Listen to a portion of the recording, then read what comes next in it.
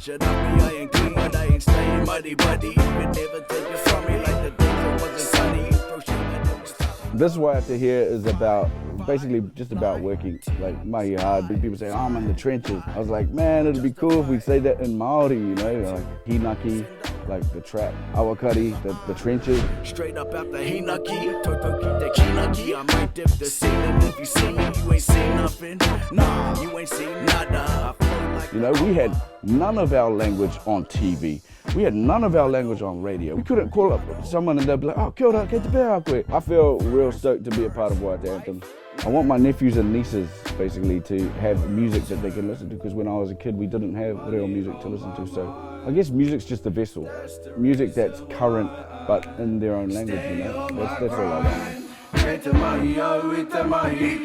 Get the money, tonu, oh, with the money, yeah.